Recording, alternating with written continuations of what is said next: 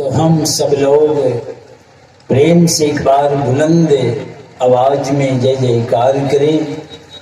बोलिए गुरुदेव भगवान की जय। सदा रहूं गुरुदेव शरण में, मैं बालक नादान। कृपा सिंधु तुम हो गुरु, दूर करो क्यों। कृपा सिंधु तुम हो गुरु, दूर करो क्यों। सद्गुण संपन्न समस्त महात्मा गण को सत सत नमन है। नमन है सद्य गुणों के प्यारी सज्जनों को, माताओं और बहनों को भी हार्दिक नमन है। आप बहुत बार सुने होंगे और सुन रहे हैं, लगता है समझ भी रहे। कैसे समझते हैं तो सुन के गुनते हैं, विचारते हैं। पर गोस्वामी तुलसीदास जी महाराज एक अद्भुत बात रखते हैं। सुनिए, गुनिए, समझिए, समझाइए, हृदय दशा नहीं। सुन रहा हूं, वर्षों की बात छोड़िए, जन्मों जन्मों से सुन रहे हैं और इस जन्म में भी सुन रहे हैं, विचार भी रहे हैं। सुन करके लगता है कि समझ गए।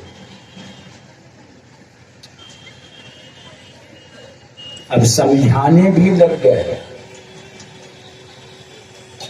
तो गोस्वामी जी को भी पता चला कि सुनिए, गुनिए, समझिए, समझाइए। सुन रहा हूं, गुन रहा हूं, विचार रहा हूं, लगता है कि समझ रहा हूं। अब समझाने लग गए। जब अंदर आंख बंद कर झांकते हैं तो वही अंधरिया का अंधरी। ये क्या फेरा हो गया है। तो गोस्वामी जी कहते हैं, जेहि अनुभव बिनु मोह जनित भव दारुण विपत्ति सता। एक ऐसी चीज है जिसका कि तूने अनुभव ही नहीं किया। सुन तो रहे हो, विचार तो रहे हो, लगता है समझ गए, समझाने भी लग गए, मगर अंदर झांकते हैं तो कहने में लग जाती। कैसे कहें, कहीं का नहीं रहेंगे। हृदय में कोई परिवर्तन नहीं। तो गोस्वामी जी कहते एक ऐसी चीज है अनुभव नहीं किया, इसीलिए तुम्हारी यही दशा।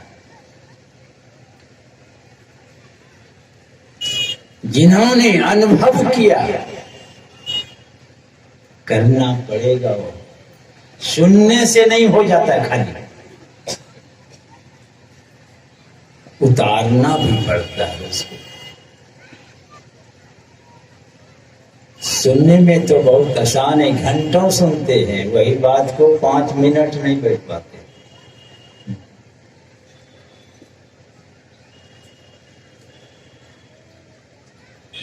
जिन्होंने उसको अनुभव किया, सारी विपत्ति उनकी चली गई। जिनकी सारी विपत्ति चली गई वही संत होते हैं। संत कोई आसमान से नहीं गिरता कि धरती फोड़ के निकलता है क्या।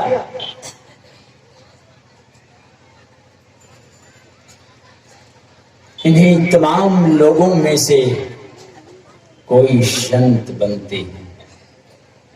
क्षमता सब में है, ऐसी बात नहीं है, सब में है।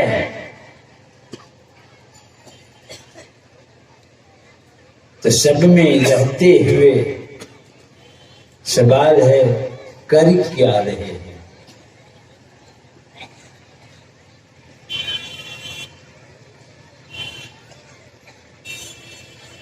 संत बनने के लिए कहीं जाना पड़ता है क्या?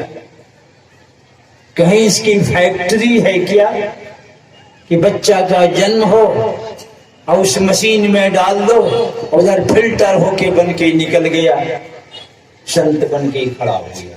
ऐसी व्यवस्था है दुनिया में? अगर इस तरह की व्यवस्था हो जाती तब तो संतों का भरमार हो जाता। जैसे टाटा कंपनी में ट्रक देखते, टाटा कंपनी घूमने गए तो मुझे लगा जैसे हम लोग गांव ग्राम में खलिहान में गेहूं वगैरह तैयार कर और समेट उमेट के घर आ जाते हैं, वहां जाइएगा तो बहुत गेहूं जंगल जाड़ सब में भी भूसा रह जाता नहीं। वैसे वहां देखे ट्रक तो देश विदेश से ले गए, वहां जंगल झाड़ में ढेरी ऐसे ही पड़ा।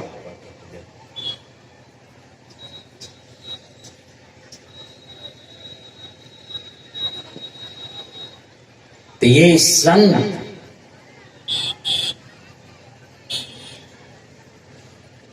बनने की क्षमता सब में है,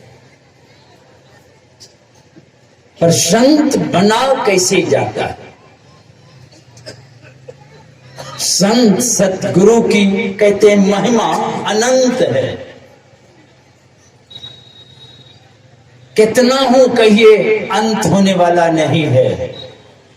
अनंत महिमा संपन्न कैसे हो गए? और संतों का उपकार भी बीच में नहीं छोड़ता है, अनंत तक पहुंचाइए के दम मारता है।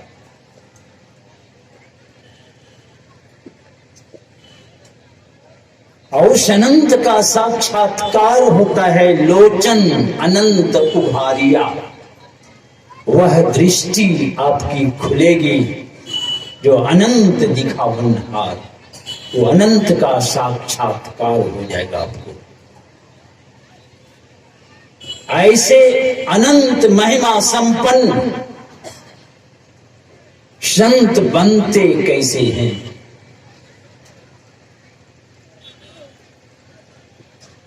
हमारे वेदांत के ऋषि कहते हैं, भिद्यते हृदय ग्रंथि छिद्यन्ते सर्व संशया। समस्त संशय उसका खत्म हो जाता है और ये जड़ और चेतन की गांठ जो पड़ गई है,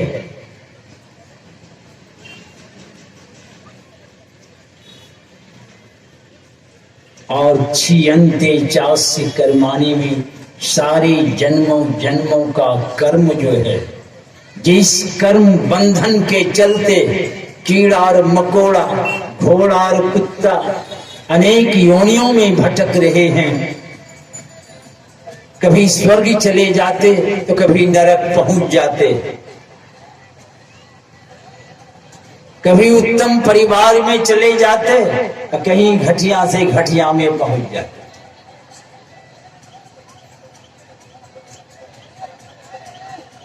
यही हमारे वेदांत के ऋषि कहते हैं, छियन्ते चास्य कर्माणि तस्मिन् दृष्टे परावरे। समस्त कर्म बंधन ही चरमरा के झड़ जाता है।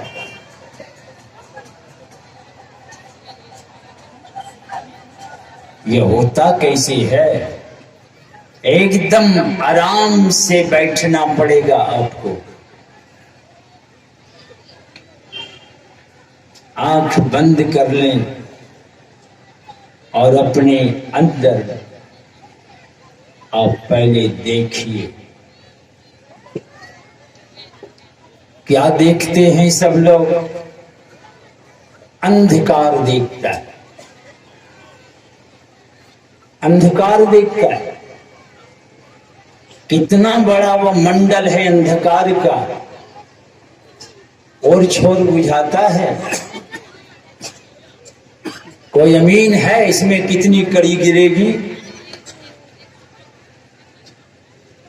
अंधकार का विशाल साम्राज्य नजर आता है। वही अंधकार में किस जगह देखना है, ये कौन बताएंगे? बिन दया संतन की में ही जानना इस राह को, हुआ नहीं होता नहीं होनहारा है नहीं होने ही वाला नहीं। संत सद्गुरु की दया चाहिए, इसलिए पहले उनके हवाले करना पड़ेगा आपको।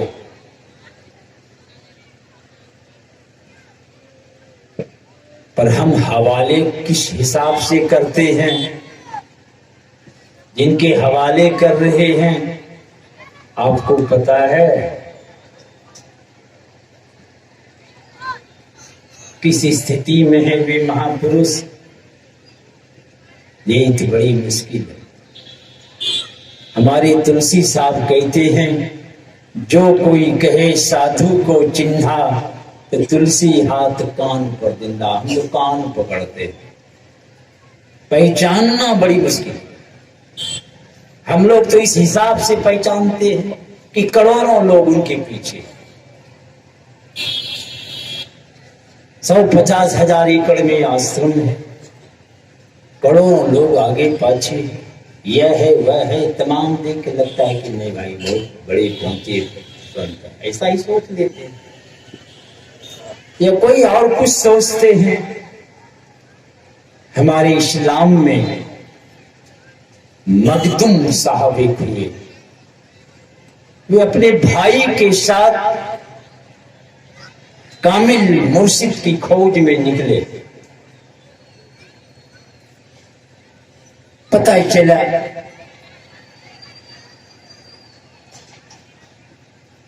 निजामुद्दीन औलिया का पता चला तो पहुंच गए उनके पास, पर तसल्ली नहीं। तसल्ली समझ रहे, संतुष्टि नहीं। हमारे गुरु महाराज भी बहुत संत महात्माओं की संगति में गए, पर कहीं तसल्ली नहीं। आप दुकान पर जाते हैं, जो सामान लेना है उस पर दृष्टि जाती है, पहले देख करके मन खुश हो तब न लीजिएगा, कि सामाने देख के मन भिन आ जाए लीजिएगा। जब पसंद नहीं होने पर है दुकान पर सामान देखे, इधर भी देखता है, दूसरे दुकान बगल में उधर देखता है, नहीं? तो ऐसे ही दशा थी इसकी भी। बहुत महात्माओं के पास गए, दरियापंथी महात्मा की सेवा में लगे हुए थे, ये भी इधर उधर झांक रहे, जहां थे तो वहां तसल्ली नहीं हो रही थी। तो पता चला एक जगह धीरज लाल जी महाराज रहते। अब ये गोला मंडी की गद्दी पर गोला का कारोबार संभाल रहे थे। अगोला में बहुत मजदूर रहते हैं, जहाँ हजारों मन हजारों बोरा उठाना बैठाना एक दो मजदूर से तो चलता नहीं, तो वहां भी 100-500 मजदूर की व्यवस्था रहती है। और उस मजदूर के झुंड में आप जाएं तब देखिएगा क्या गुलछर्रा मजाक से सब तरह के भी होते हैं मजदूर भी, और वही झुंड में धीरज जाए उनके पास गए। किस समय गए? 12 बजे रात बदले, और दिन भर सेवा में रहते। 10-11 बजने पर जिनकी सेवा में वे जब शयन में चले जाएं तो छुट्टी मिलती तो ये चले जाएं वहां उनके पास। तो 12 बजे 1 बजे जाके पहुंच जाते वहां। अब ये उनको सत्संग सुनाते। 3 महीना लगातार गए, 1-2 दिन नहीं, 3 महीना। सुन करके तब तसल्ली हुई। प्यास कितनी थी, कहते हैं 3 महीना सोए नहीं। 3 महीना नहीं सोएंगे, अरे झुटकी उठकी आती होगी, उसी तरह काम चला लेते होंगे। नींद तो 3 महीना नहीं सोए तो बड़ी मुश्किल।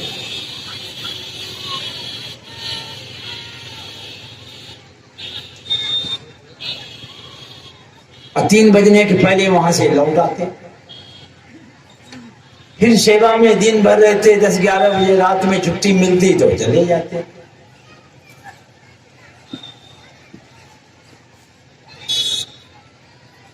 संत मत का ज्ञान जब समझे तो हाथ जोड़कर कहा कि भजन भेद बता दीजिए। तो वे भजन भेद नहीं बतलाए। अब उनकी मौत, वे भेज दिए भागलपुर मायागंज मोहल्ला, जहां कुप्पा घाट स्थित है गंगा तट पर। मायागंज मोहल्ला है, भेज दिए मायागंज। जैसे हम लोगों को भगवान भेज दिया मायागंज में, ये सारी दुनिया माया है, जो देखो सो माया। यही माया में सबका गंजन गंज में हो रहा है। पर यही माया के गंज में गंजन भोग रहे हैं। मरीषी में व्यवस्था भी मिलती है, अगर आप चाहें तो भेज दिए मायागंज राजेंद्र बाबू के। अब वे वकालत के काम करते थे, वकील थे, बाल बच्चेदार थे वे। और ये साधु भेष में। तो राजेंद्र बाबू देखते हैं, धीरज लाल जी महाराज भेज दिए हैं वहीं भजन भेद लेने के लिए। और राजेंद्र बाबू को भजन भेद बतलाए। अब भजन भेद बतला के राजेंद्र बाबू क्या कहते हैं, हम आपके गुरु नहीं, आपके गुरु बाबा देवी साहब होंगे। क्योंकि राजेंद्र बाबू के गुरु बाबा देवी साहब थे। अब वे क्यों बोल गए ये बात? देखे साधु हैं, विरक्त भेष में हैं, तो बोल गए कि आपके गुरु वही होंगे। मगर जो भजन भेद बतलाए तो ये क्या हुए? राजेंद्र बाबू बताए कि हम आपके गुरु नहीं, गुरु होंगे बाबा देवी साहब। तो गुरु महाराज भी कहीं पदावली वगैरह इस सब में कहीं नहीं जिक्र किए, वही देवी साहब की बात आई है। बहुत दिनों की बात है, गुरु महाराज के सामने में बैठा था और भी 7-8 सत्संगी गण थे।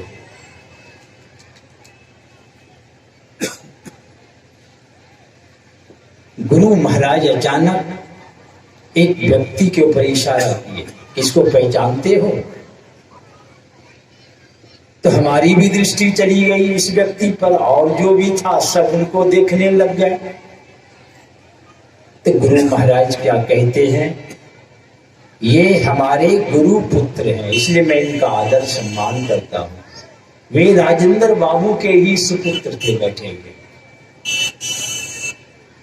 अब यहां गुरु महाराज क्या बोल रहे हैं कि ये हमारे गुरु पुत्र हैं, भजन भेद लिए हैं, मगर यहां बोलते उनके सुपुत्र को देख करके। यही बात जब हम बोले, हमारे पूज्य भागवत बाबा भी, वे भी हमारी बात सुन करके वे बोले कि हाँ, एक दिन गुरु महाराज जन्माश्रम बैठे हुए थे और वही प्रफुल्ल बाबू, वही नाम था उनका, वो आ रहे थे तो गुरु महाराज की कुर्सी ला, तो कुर्सी लाके रखते, तब तक वे आ गए। तो आ गए तो गुरु महाराज कहते बैठिए, इशारा किए कुर्सी पर बैठने, तो कुर्सी पर नहीं बैठे, नीचे गए। गुरु महाराज कहते हैं, क्या कहते हैं, आप हमारे गुरु पुत्र हैं, मैं आपका आदर सम्मान नहीं करूं तो कौन करेगा? ये हमारे पूज्य भागवत बाबा भी कहते। तो जिनसे ज्ञान लिया है वे गुरु तो हैं। हमारे देश की परंपरा है, महाविरक्त अष्टावक्र के शिष्य महागृहस्थ राजा जनक जी थे, और राजा जनक भी महागृहस्थ होते हुए महाविरक्त सुखदेव मुनि के गुरु हुए। विरक्त के शिष्य महागृहस्थ, महागृहस्थ के शिष्य महाविरक्त, मतलब ज्ञान जहां मिले लेके काम बना लीजिए।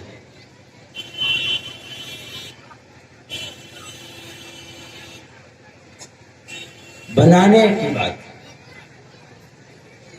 नहीं बनाएंगे तो घोड़ा और कुत्ता कीड़ा मकोड़ा बनते रहे, सीधी बात। और कोई उपाय नहीं बचने के।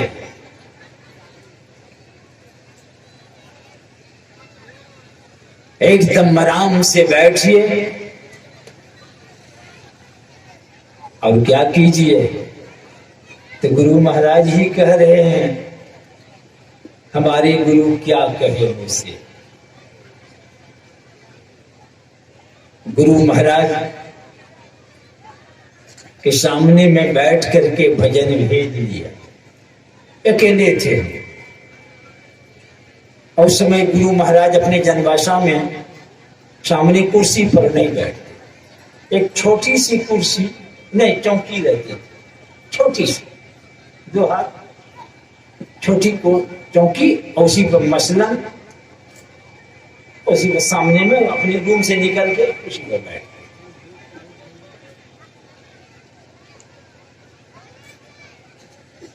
तो गुरु महाराज कह रहे हैं, अंध बने फिरते बाहिर, अंतर पथ भेद ना थे जाहिर। इनको भी पता नहीं था, ये भी अंधा बने भटक रहे थे।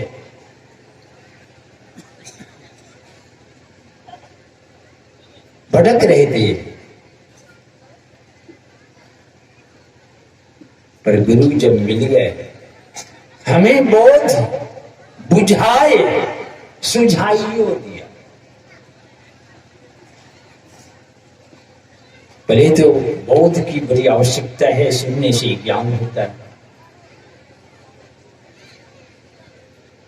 बुझने में बात आती है तब सूझने भी लगेगा करने से। हमें बोध बुझाए सुझाए दिया गुरु साहब बाबा देवी ने। कैसे बुझा सुझा दिया? कहा बंद कराए पलक पटको, कहा आंख बंद करो, आंख बंद करो। आंख बंद कर लिए, और क्या कहे कि बाहर में तुम मत भटको, आंख बंद कर बाहर मत जाओ कहीं। हम लोग भी आंख बंद कर बैठते, आधी बात तो जरूर मानते और आधी बात कहते जय करेंगे। आंख बंद है, खेत चले गए, आंख बंद है, कुछ मेथी पहुंच गए। पर गुरु महाराज कहते हमारे गुरु क्या बतलाए, कहा आंख बंद करो, बाहर में तुम मत भटको, बाहर मत जाओ, भीतरे रहो।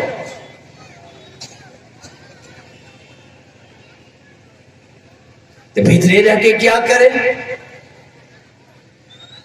चलो खेत पथार नहीं जाएंगे, कहीं भीतरे में, ठीक है, पर भीतर रहिएगा तब ना, भीतर तो रहना ही पड़ेगा।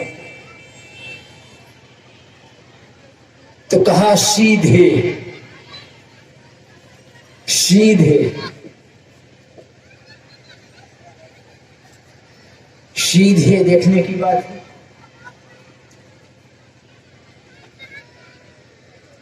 अब सीधे बहुत लोग आदमी मुंह है सीधा और देखता है इधर को नहीं, आगे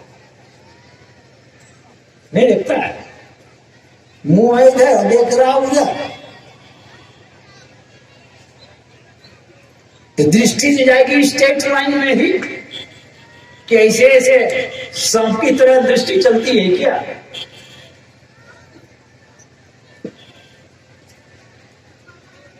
गुरु महाराज कहते हैं सीधे सीधे तो देखो, पर सन्मुख देखो, सामने, अगर बगल इधर उधर मत देखना, सीधे सन्मुख। अगर आप देख सकें तो सुषमन में आप पहुंच जाएंगे। सुषमन में क्या मिलेगा आपको? बिंदु मिलेगा। अब वो बिंदु क्या है? हमारे संत कबीर साहब फैसला सुनाए हैं, बिंदु ध्यान सबके मन माना। उस बिंदु में सबका मन। अब सबका में कौन छूटा? अच्छा खराब जितने हैं लोग संसार में, कैसा भी हो, अभी सुन रहे थे, अंगुलीमाल जैसा मन क्यों न हो, खुखार हत्यारा रत्नाकर जैसा मन क्यों न हो, उसकी चिंता ना करें, चिंता करें अपने मन को वहां ले चले आओ बिंदु में। और उसके अलावे आप कहीं ले जाएं, मन झुकता जरूर है, बैठता नहीं है। क्या आज तक आपका मन बैठा? बहुत चेष्टा कर रहे हैं, झुकता जरूर है, बैठता नहीं है, खड़ा हो जाता है।